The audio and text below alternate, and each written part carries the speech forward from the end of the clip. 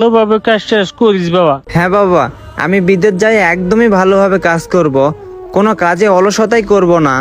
তুমি আমার চিন্তা একদমই কইরো না, আমার যত কষ্টই হোক বিদেশে যাই আমি ভালোভাবে কাজ করব। আর বাবা, দেশে যত তুমি ঋণ দেনা কইরে আমাকে বিদেশে পাঠায় দিতেছ, আমি সবকিছুই যায় কয়েক মাসেই শোধ করে দিব। তুমি আমাকে নিয়ে একদম টেনশন কইরো না। তারপরে বাবা তুই কেমন না চলিস, তোরা তো ওইখানে দেখবার মতন মানুষ নয়। আরে বাবা, তুমি কান্না করতেছো কেন? এই যে দেখো, তুমি যদি ভেঙে পড়ো তাইলে কিন্তু আমি আর যাব না। তুমি ভেঙে পড়ো না বাবা, আর তুমি থাকো। ফ্লাইট ছাড়ার সময় হয়ে গেছে, আমি এখন যাই। ভালো থাকো বাবা, আমাকে বিদায় দাও। কান্না করো না বাবা, তুমি ভালোভাবে দেশে থাকো, আমি দ্রুতই ফিরে আসবো।